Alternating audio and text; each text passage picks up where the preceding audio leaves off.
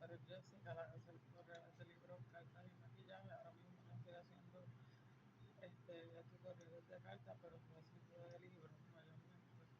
Yo estoy leyendo el libro 21 razones por las que pues, le suceden cosas malas a personas buenas. Y estoy por el capítulo 10.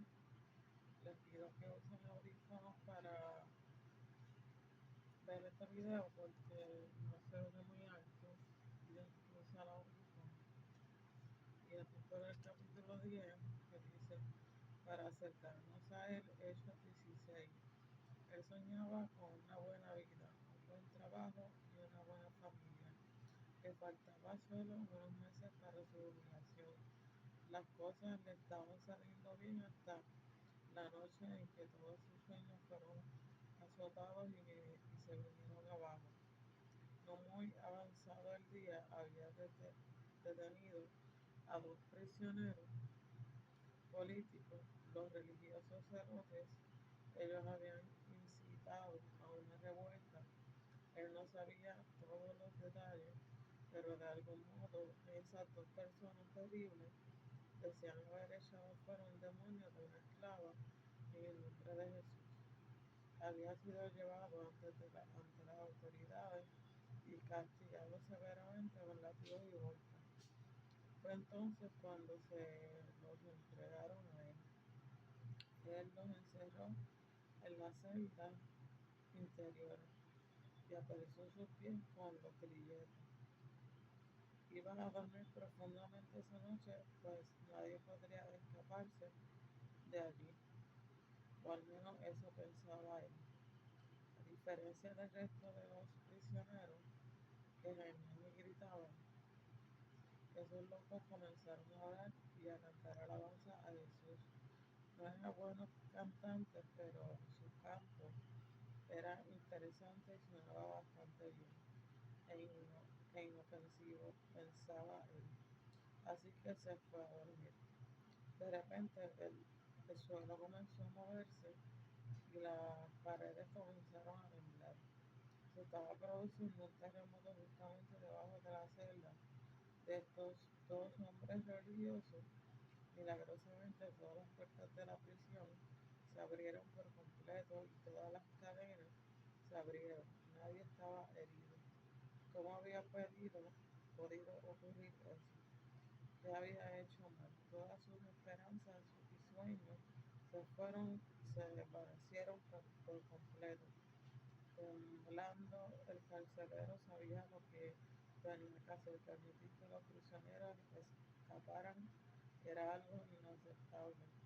Cuando él aceptó el trabajo, era consciente de las reglas. Y si un carcelero perdía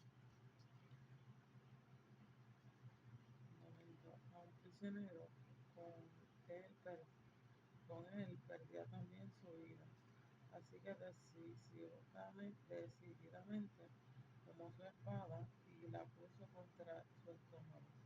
Un rápido movimiento y todo se habría terminado. Adiós esposa, adiós hijo, adiós mundo. Una voz interrumpió su concentración. No te hagas ningún daño. Todos estamos aquí. Eran esos dos hombres, aturdidos, sorprendidos, aliviados, rebosantes de gozo, temerosos. El hombre pidió que le llevaran una luz. Corriendo a su celda, encontró a los dos hombres preocupados, tranquilos, ilesos y sonriendo. Felizmente acompañó a esos productores de milagro a la habitación donde su familia estaba reunida con entusiasmo. Estaban confundidos y aliviados. Habían supuesto que el carcelero ya se había suicidado, pero allí estaba en pie delante de ellos con los dos hombres sonrientes. Señor, le preguntó el hombre con los labios temblorosos, ¿qué debo hacer para ser salvo? Cree en el Señor Jesús y será salvo. Respondió uno de ellos. Después, haciendo un gesto a la familia del hombre, añadió y tu casa. Ellos creyeron en el Señor Jesús y lo demostraron bautizándose. Para conocer toda la historia, lee Hechos 16, 16 al 40. Una razón por la que estos buenos hombres, Pablo y Silas, sufrieron para poder estar en una posición desde la que poder llevar al carcelero filipense a la fe en Jesucristo. Una razón por la que el carcelero perdió su sueño de tener de dormir profundamente y de tener una cárcel segura fue para que pudiera tener la oportunidad de profesar una fe en Jesucristo. Dios convirtió unos sueños rotos en algo mejor, un encuentro con Él mismo. Porque permite Dios cosas malas, a veces es para poder hacer que Él sabe que lo que Él sabe que es mejor, bendiciéndonos con Él mismo. Un matrimonio destrozado. Como muchas otras mujeres jóvenes, Melanie se casó con mucha esperanza y grandes sueños. Sin embargo, sus sueños de una vida feliz con Jim se resquebrajaron rápidamente y muy pronto yacían hechos trizas en el polvo de sus lágrimas. Melanie vio que se encontraba en el sitio donde nunca se imaginó que estaría la oficina de un abogado pidiendo el divorcio. Herida, enojada, hastiada, destrozada y temerosa, Melanie se sentó frente a un gran escritorio. En el otro lado, el abogado escuchaba con calma su historia de un amor perdido. Cuando terminó, el abogado colocó con calma sus notas en una gran carpeta. Con una confiada sonrisa, el abogado miró a Melanie a los ojos. Usted no necesita un divorcio, sino a Jesús. En el instante en que dijo esas palabras, un cuchillo atravesó su corazón, y ella supo que tenía razón. Durante la siguiente media hora, el abogado compartió con ella las buenas noticias de la muerte, entierro y resurrección de Jesucristo por sus pecados. Con lágrimas corriendo por sus mejillas, ella inclinó su cabeza, entregó su vida a Cristo. Sus sueños destrozados se llevó a su mayor gozo, conoció a Jesús. Pero eso no es todo. Esta historia se pone mejor. Volvió con Jim y le dijo lo que había ocurrido. Y él también entregó su vida a Cristo. Espera y más. Jim y Melanie se integraron en una buena iglesia y enseguida Jim recibió un llamado para un ministerio cristiano a tiempo completo. A menudo borracho y rebelde, el marido borracho y rebelde de Melanie se convirtió en un amoroso hombre de Dios y pastor. Dios usó los sueños rotos de Melanie para llevarle a Dios, y luego le dio más de lo que ella nunca habría esperado. El glorioso mazazo de un hombre muy orgulloso. A la edad de 38 años, Chuck Colson pensó arrogantemente que había llegado, lo tenía todo y no necesitaba nada. Como consejero jefe del presidente de los Estados Unidos, ejercía un increíble poder y tenía un ego incomparable. Creyendo que no podría equivocarse, el sicario de Richard Nixon, Colson, entre otros, tomaron un plan para robar secretos al partido de la oposición. El gran globo de Colson estalló cuando él y su compinche se vieron envueltos en una terrorífica pesadilla.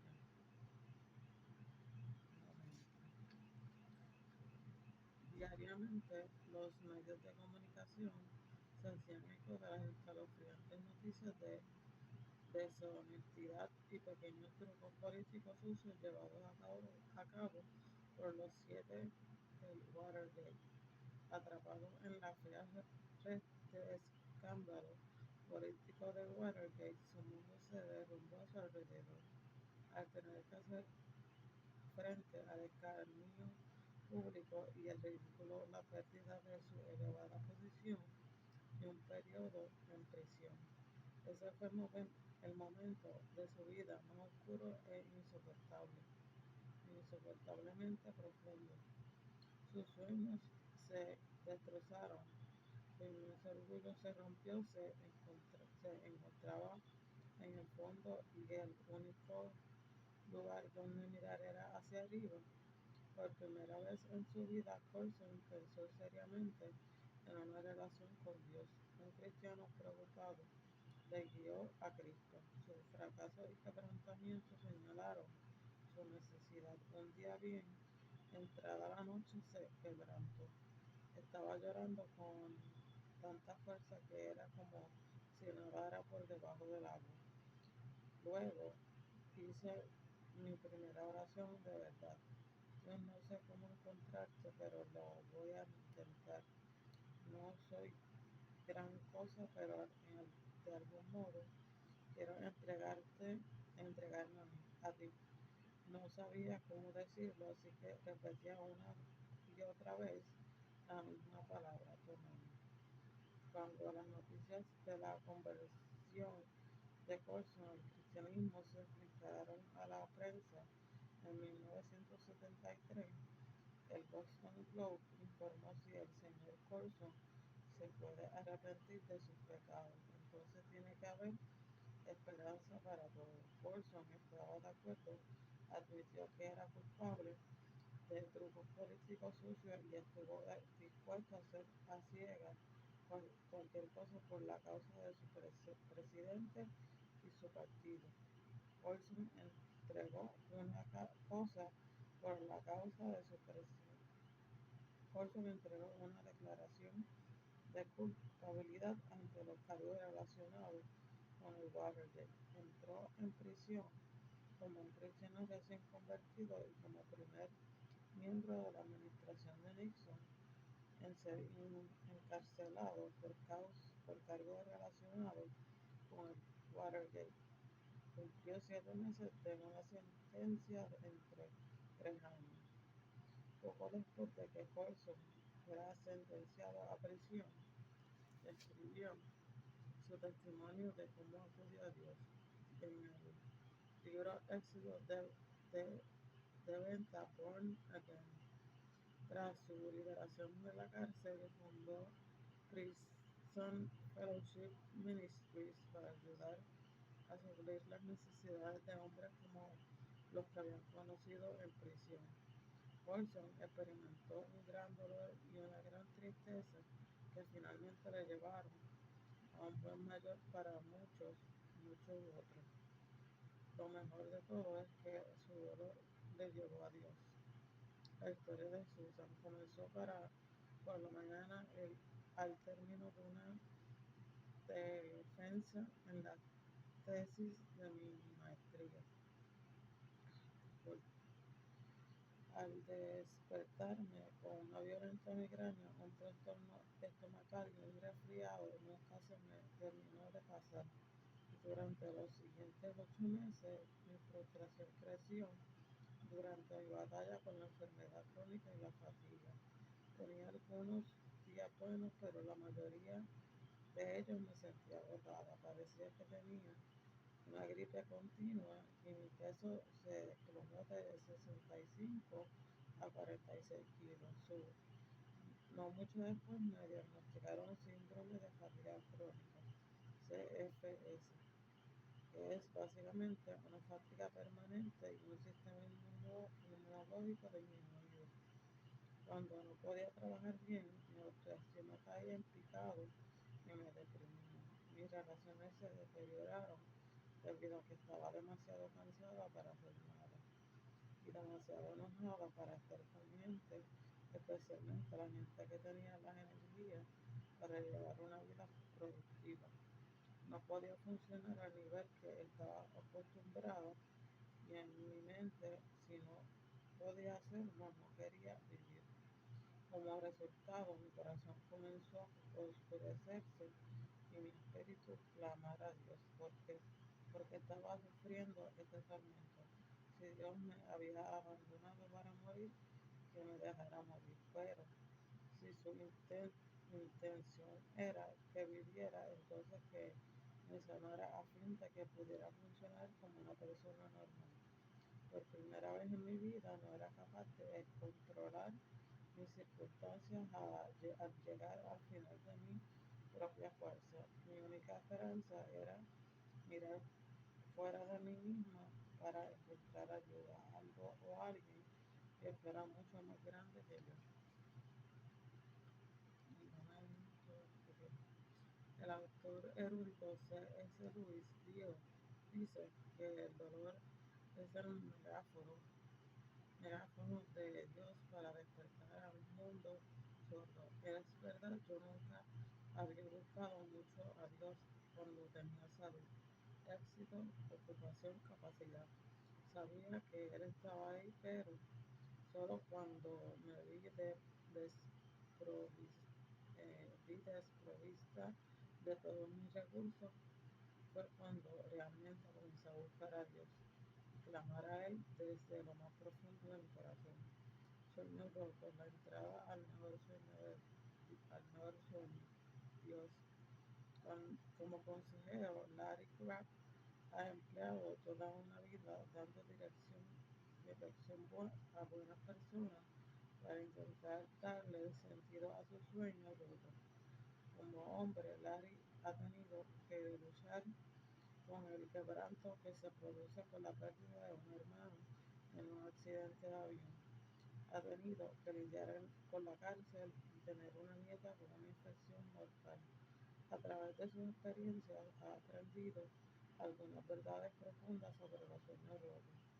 Nuestros sueños rotos nunca son aleatorios, siempre son una pieza de un rompecabezas más grande. Un capítulo en una larga historia, un kilómetro necesario en el largo viaje del gozo.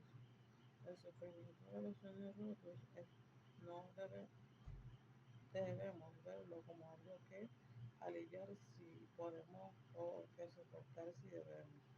Es una oportunidad que hemos de recibir, una oportunidad para descubrir nuestro deseo de una bendición más alta que Dios quiere darnos, un encuentro con Él mismo. En otras palabras, una de las principales razones por las que Dios permite sufrimiento en nuestra vida es para bendecirnos en la mayor, en- con la mayor bendición que puede darnos, más de sí mismo.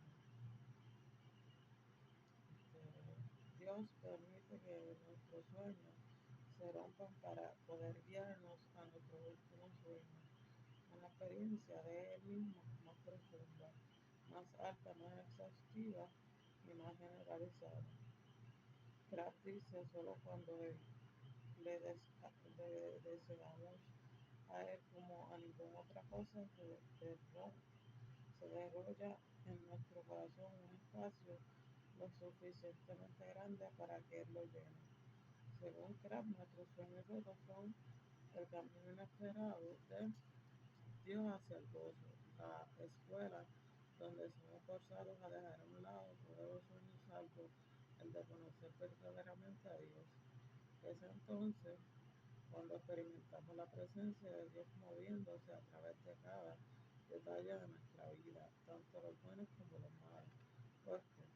Entonces, porque parece que Dios no hace nada y permite que su hijo sufra, porque en la profundidad del dolor, cuando finalmente miramos hacia arriba y vemos a Dios, está roto por la tristeza, quizás estés sufriendo por el tremendo dolor. Si tienes que permitir algo, permite que tu quebrantamiento te lleve a Dios. Haz lo que hicieron Melanie o el carcelero filipense o Chuck Colson. Cree en el Señor Jesucristo y se salva. Clama a Dios y pídele que tome tu vida. Si ya conoces a Dios, quizás la razón por la que estás sufriendo es para llevarte a una mayor profundidad en tu conciencia, apreciación y experiencia con Dios.